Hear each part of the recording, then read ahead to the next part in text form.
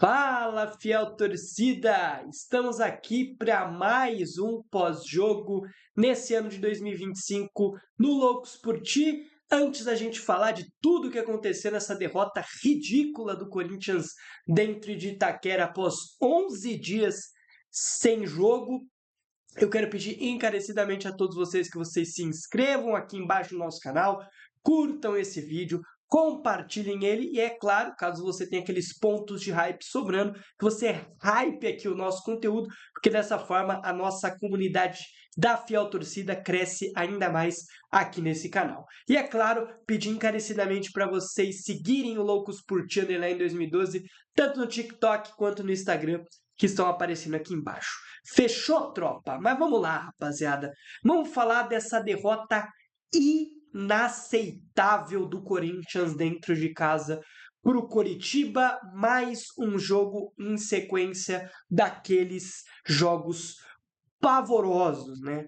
Desde a lesão do Yuri Alberto, a gente convive com um Corinthians medíocre, com um Corinthians apático, com um Corinthians estático, com um Corinthians que não cria oportunidades e merecidamente saiu derrotado hoje na Neoquímica Arena. E para um time tecnicamente muito pior, para um time que foi para Itaquera só para se defender e sair no contra-ataque, e com essa estratégia conseguiu a vitória sem muitas dificuldades, tá? A realidade é essa. O Corinthians não trouxe perigo algum para o Coritiba. Para a gente começar a falar principalmente do jogo, a gente sempre inicia aqui pela nossa escalação, né, que foi mandada a campo hoje pelo Lucas Silvestre, né, o Dorival tinha sido expulso lá contra o Cruzeiro.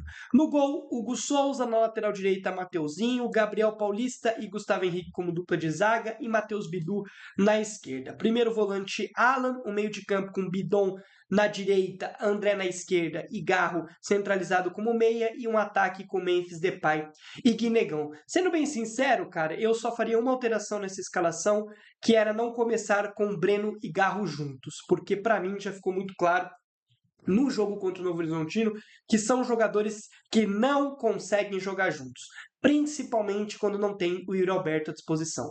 Quando tem a movimentação do Yuri no ataque, é até interessante você ter o Bidon e o Garro para conseguir achar essa movimentação do Yuri com passes de qualidade. Não tendo o Yuri Alberto, a gente tem dois jogadores que ocupam faixas parecidas de campo, que têm a mesma função e que muitas vezes ficam deslocados da partida, e com isso o Corinthians cria menos chances. E foi o que aconteceu lá em Novo Horizonte e foi o que aconteceu novamente agora aqui em Itaquera. O Corinthians fez mais um jogo tenebroso no quesito criação, porque são dois meias muito criativos que são assim extremamente prejudicados pelo esquema aonde são colocados, pela forma como eles são colocados em campo. Então, para mim já tinha ficado claro contra o Novo Horizontino que a dupla não poderia ser escalada junto sem o Yuri Alberto estar em campo. E eles optaram por novamente escalar os dois sem o Yuri Alberto estar dentro de campo, e mais uma vez foi uma partida desastrosa, tanto do Garro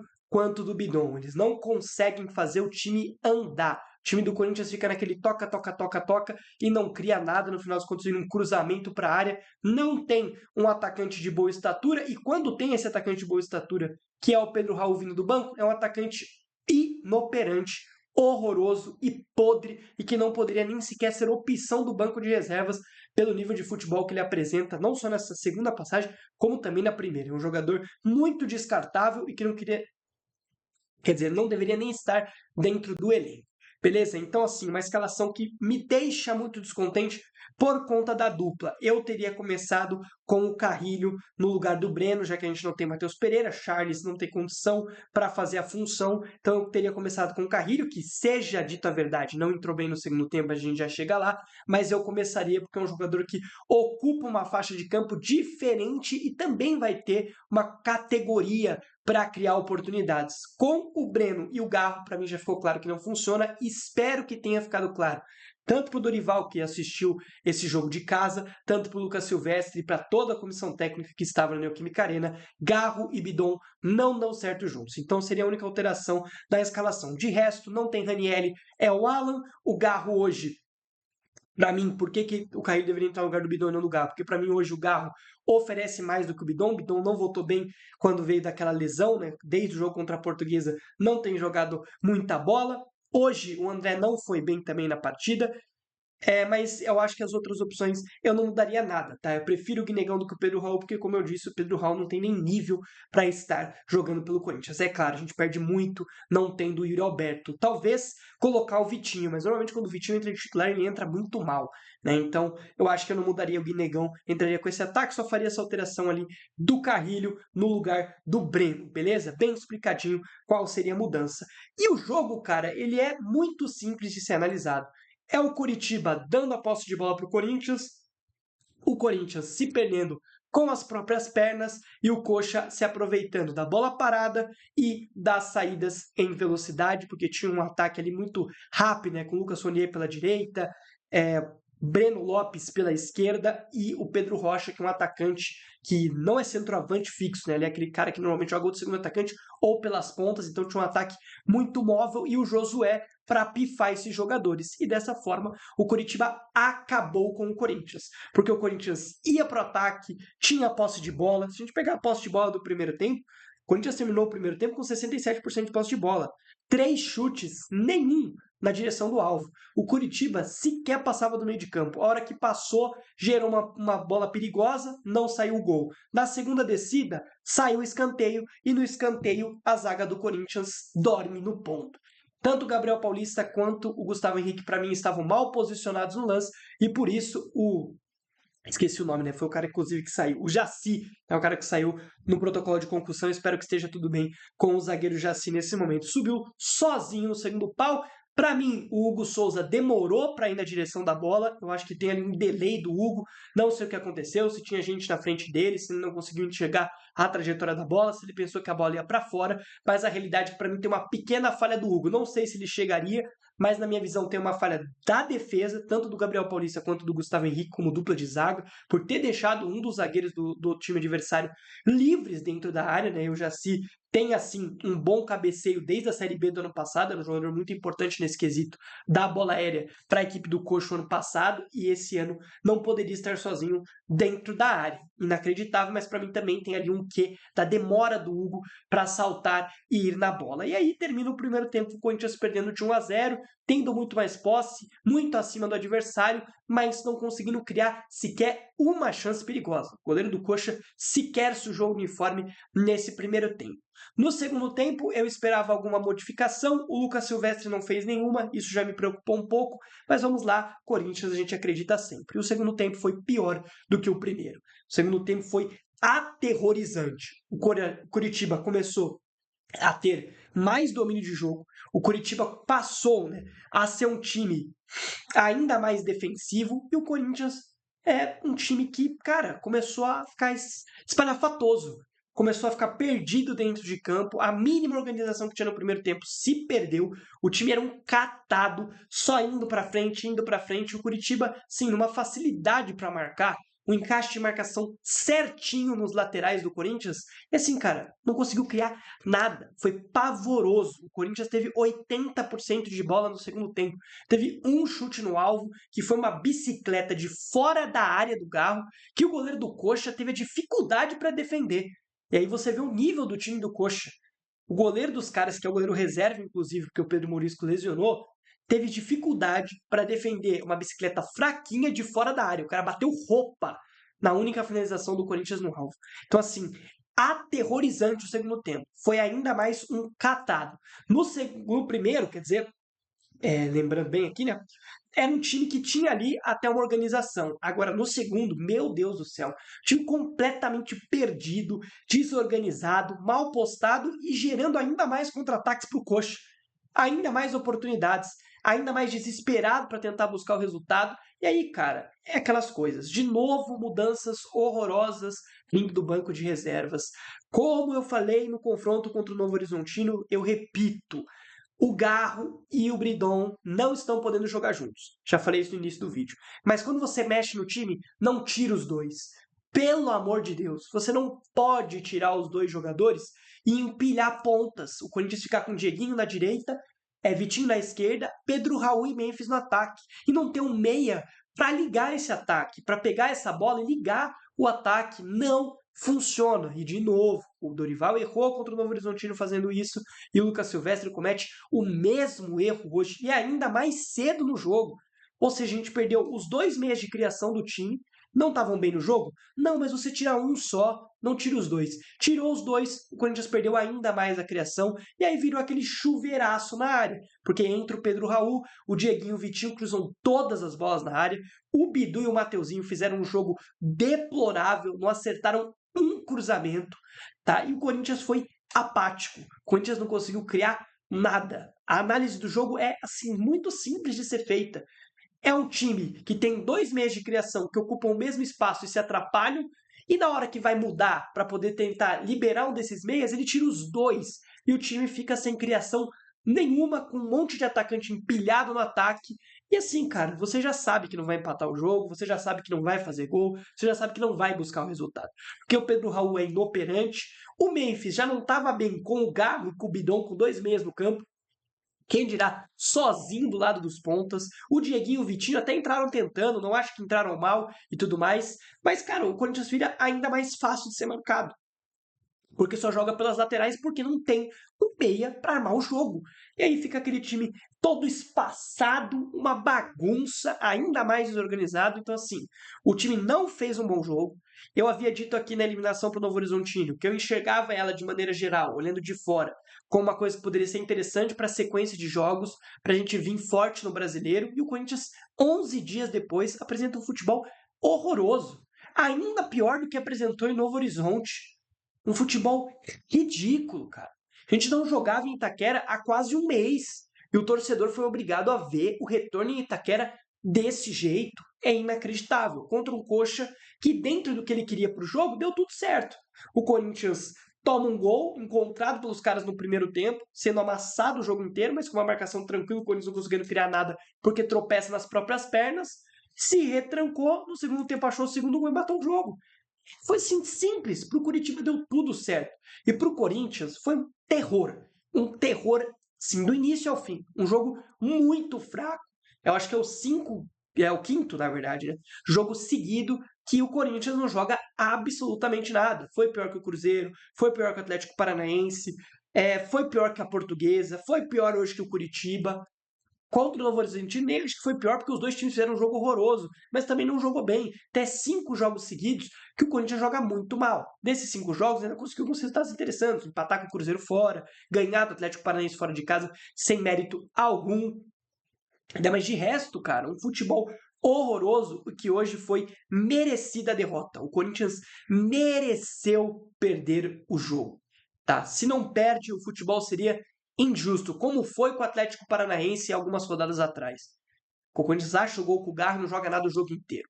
Hoje o futebol foi justo com o time que teve a melhor estratégia, que não fez um jogo bonito, jogou de forma feia, mas não interessa. Quando teve a oportunidade, cravou. O Corinthians nem sequer oportunidade conseguiu criar. Né? Depois, ainda mais para o final do segundo tempo, para a gente não perder o fio, o Andileri entra no lugar do Bidu, pior que o Bidu, não acerta um domínio, não ganha uma dividida, ele tropeçou na bola umas 4 vezes, o cruzamento dele é meia altura para o jogador fazer o gol de sarrada, acho. Então, assim, piorou ainda mais o time. O time foi, com as mudanças, piorando cada vez mais. Então, foi aterrorizante ver o Corinthians, 11 dias depois, com tempo para treinar, com descanso, apresentar um futebol tão pobre de ideias, um futebol tão grosseiro. Vocês vão me perguntar possivelmente sobre o Zaccaria Labiad. Não deu para criar uma opinião, né, para ter uma opinião formada, porque o cara não tocou na bola. Ele entra no momento que o Corinthians só está cruzando na área, só dando chuveirinho na área, e ele nem tem a oportunidade de tocar uma bola. Acho que ele deu 2 toques para trás, a hora que ele foi buscar a bola nos pés do Carrilho. De resto, cara, ele nem tocou na bola, então nem tem o que dizer. Outra pergunta que pode surgir de vocês é sobre o Lingard, sobre a coletiva dele. Eu não acompanhei a coletiva, tá? Ao vivo. Eu quero ver se eu vejo a coletiva. entre amanhã, nos próximos dias, e faço um vídeo aqui falando sobre a coletiva do Lingard à parte, tá? Porque eu não consegui acompanhar mesmo, vi alguns cortes, vi algumas palavras que foram postadas nas redes sociais que cobrem o Timão, mas não vi a coletiva inteira, quero pegar um tempinho ali para sentar, ver a coletiva e trazer aqui um vídeo mais interessante para vocês, para ver se eu coleto algumas informações dessa coletiva. Outra pergunta que pode ser frequente é quando o Yuri Alberto volta. O Yuri deve estar aí disponível no clássico contra o Santos na Vila Belmiro, no próximo domingo. O Corinthians volta a campo contra o Santos, que fez um jogo horroroso em Mirassol, né? Santos empatou e ganhou um ponto assim suado, e por conta do Mirassol ter entregado a paçoca, porque o Santos, além de ruim, é muito desorganizado. O Curitiba é ruim, mas tem uma certa organização. O Santos é ruim e desorganizado. É um time patético, o time do Santos. Então eu não espero nada menos que vitória, derrota, nada menos que uma vitória lá na Vila Belmiro. Não importa que é fora de casa, não importa que o Neymar vai voltar, tem que ganhar do Santos. O time do Santos é um lixo completo. Então eu espero de coração que o Corinthians faça um jogo absolutamente superior, principalmente com a volta do Yuri. Vai ter o Caio César como opção nesse banco de reserva, que também quando jogou foi muito bem. Então acho que vão ser dois reforços interessantes e que voltam contra o Santos. O Lingard é um caso à parte, ele ainda não foi inscrito no bid da CBF, também está ali naquela reconstrução do seu físico, né? Está no processo de voltar a estar bem fisicamente, então creio eu que ele não deve estrear nem no final de semana, porque não vai ter bidado ainda, também nem no próximo meio de semana, talvez só no outro fim de semana para jogar alguns minutos, ainda não, sendo ali um reserva de luxo ou até entrando como titular, acho que isso só mais para frente mesmo. Tranquilo, rapaziada? Então, do jogo é isso. Eu acho que das perguntas aí que poderiam surgir, eu também consegui responder. Tá? Lembrando, o vídeo sobre a coletiva do Lingard deve sair nos próximos dias, a gente falando sobre, inclusive, na semana que vem, a gente vai ter um vídeo aqui falando do sorteio da Libertadores, né? Dia 18, se não me engano, acontece o sorteio da Libertadores, e a gente vai postar um vídeo aqui falando sobre o sorteio da Libertadores, tá? Inclusive, eu vou reagir no meu outro canal, só que no TikTok, né? O 12º jogador, que é meu outro canal, o sorteio ao vivo, caso você queira ir lá, eu agradeceria demais. Tá, vou reagir ao vivo sobre o sorteio, mas eu também vou trazer um vídeo aqui no Loucos por Ti para ver pelo lado Corinthians, né? Que lá no 10º eu sou aquele lado mais jornalista, não sou tão corintiano assim descarado, falo que eu sou corintiano, falo o que eu acho que devo falar do Corinthians, mas eu não sou aquele torcedor, que eu venho como torcedor mesmo, lá eu faço o papel mais jornalístico e tal, de analisar o jogo de forma mais jornalística e de outra forma, não tanto como torcedor, eu não fico xingando jogador igual eu faço por aqui, né? Aqui é um outro tipo de vídeo, caso você goste e queira ver eu analisando o sorteio ao vivo, vai lá no TikTok do 12º jogador. Tranquilo, rapaziada? Mas aqui vai sair vídeo também falando sobre o sorteio da Libertadores que acontece no próximo meio de semana. Vamos lá para as notas dos jogadores. Hoje as notas vão ser bem calibradas, né? Para quem não conhece o nosso método de notas, não está acostumado a acompanhar aqui os vídeos do Loucos por Ti, a gente tem um método diferente, a gente não fala nota de 0 a 10, a gente dá nota de outra forma, com outras categorias, sendo elas o melhor da partida, ou seja, a gente sempre tem que eleger o melhor em campo, tá? Na nossa visão, é claro.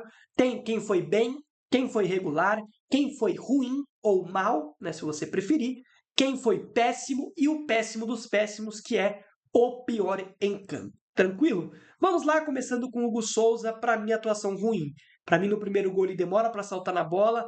Talvez, se ele tivesse ido melhor no lance, ele poderia ter feito a defesa e evitado o Corinthians de ir para o intervalo perdendo. Então, vou dar uma nota ruim para o Hugo. O segundo gol nem é culpa dele, inclusive nem comentei sobre o segundo gol. Né? É um erro grotesco de todo o sistema defensivo, principalmente do Matheus Bidu, porque o Corinthians é atraído pelo ataque do Coxa lá para o lado esquerdo de ataque dos caras, o lado direito de defesa do Corinthians, sobe toda a marcação do Corinthians para lá e o Bidu toma uma bola nas costas, porque simplesmente ele tá cobrindo o Gustavo Henrique, que tá posicionado mal no meio da área, o Gustavo Henrique tá cobrindo o Gabriel Paulista, que tá um pouco mais para frente, quase fora da área, e ajudando o Mateuzinho a tentar roubar a bola lá em cima. O espaço é gerado num erro total de marcação, os volantes do Corinthians inexistem na jogada, e aí sim surge o segundo gol do Coxa. Eu tinha esquecido de comentar, por isso estou comentando agora, beleza?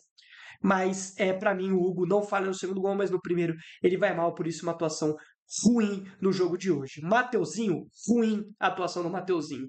Tá, até se doou defensivamente, se entregou, mas assim, muito mal do jogo ofensivo, pouco criou, pouco foi participativo, inclusive vem de uma sequência de jogos abaixo do que a gente já viu do Mateuzinho. Eu espero muito que ele recupere aquele futebol superior, né, que ele já mostrou com a nossa camisa, mas é mais um jogo fraco do Matheus. A dupla de zaga, ruim a partida dos dois, tá? Gabriel Paulista cometeu alguns erros durante o jogo, tá? Não só na saída de bola, como também na marcação, teve várias bolas que espirraram e ficou melhor para o Coxa. Teve um gol anulado do Coxa ainda no primeiro tempo que o Gabriel Paulista esquece de marcar. Sim, ele fala, pô, o jogador é impedido, não vou nem marcar, mas se o cara não tá impedido, cara, a gente tinha tomado um gol logo antes, poderia ter sido 3-0. Ruim a atuação do Gabriel Paulista, a pior até agora, desde que ele chegou. Eu tiro aquele jogo do Red Bull Bragantino do 3-0 lá em Bragança, a estreia dele, por fora, porque no Corinthians total reserva, Kaká improvisado lateral. Então eu tiro aquele jogo como se ele não tivesse jogado, tá? Por isso eu digo que hoje foi o pior jogo dele com a nossa camisa. O Gustavo Henrique era um jogador, e é, na verdade, né, o jogador mais regular desse Corinthians e que veio a fazer um jogo ruim, né? Fazia muito tempo que eu não criticava o Gustavo Henrique, estava muito bem, mas hoje muito mal na bola aérea, tanto ofensiva quanto defensiva. Teve vários lances que a bola foi na direção dele na área ofensiva, ele não conseguiu cabecear. No lance do gol, acho que ele está mal posicionado na jogada, né? O Corinthians se preocupou em marcar o God of Zaga, né? O Maicon, e deixou o Jaci livre na outra trave, sendo que tinha que ter algum dos zagueiros por lá. Então foi muito mal posicionado. O jogo em si do Gustavo Henrique foi muito ruim, né? Não tinha muito tempo, na verdade, que eu não falava aqui de um erro do Gustavo Henrique. Hoje não foi bem o GH. O Matheus Bidu, horrorosa a partida do Bidu. Acho até que foi pior, foi melhor, na verdade, do que a do Mateuzinho. Tô trocando todas as palavras, né? Mas foi ruim também o jogo do Matheus Bidu, errando muito cruzamento, sim, muito, muito cruzamento, e o lance do gol é trágico, é um erro grosseiro dele, vou dar até péssimo a nota por ele. Eu acho que no jogo em si ele foi melhor que o Mateuzinho, mas por conta da falha no gol, vou mudar a nota dele para péssimo, porque é uma falha bizarra e que não pode acontecer, né? Ainda mais de um Matheus Bidu que vinha tão bem na temporada, vem de uma sequência de jogos ruins, né? E hoje foi também muito mal, e por conta da falha no gol, eu vou descer a nota dele ainda mais do que o resto do quarteto barra quinteto, se juntar ao Hugo Souza, de zaga. O Alan ele vai ganhar o melhor da partida hoje. Primeiro, porque não tem ninguém outro para dar, e segundo, porque dentro da função que foi proposta para ele no jogo, ele foi bem, que foi ali o primeiro volante para ajudar na saída de bola, pifou alguns passes para ataque, arriscou alguns passes para frente, né? E também na hora de recompor foi muito bem, teve ali uns 3 contra-ataques do Coxa que ele ganhou na velocidade dos jogadores do Curitiba e conseguiu roubar a bola. Tô gostando muito do Alan até aqui, um jogador que não gostei quando foi contratado.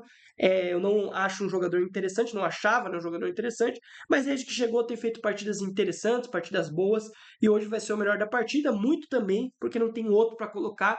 E como eu disse no momento que eu explicava nossa formatação de notas, a gente tem que dar o melhor da partida para alguém, e dessa vez vai ficar aqui com o Alan, que para mim foi um dos poucos que respondeu interessante no jogo dentro do que era proposto a ele. Breno Bidon, ruim a partida do Breno, muito ruim a partida do Breno, tá? Não é péssima, mas é muito ruim. Eu acho que o esquema prejudica muito o futebol dele. O Lucas Silvestre, no primeiro tempo, começou com ele pelo lado direito, depois passou pelo lado esquerdo, não mudou nada. O Breno inerte na partida, não conseguiu criar, jogo ruim, nota ruim para ele.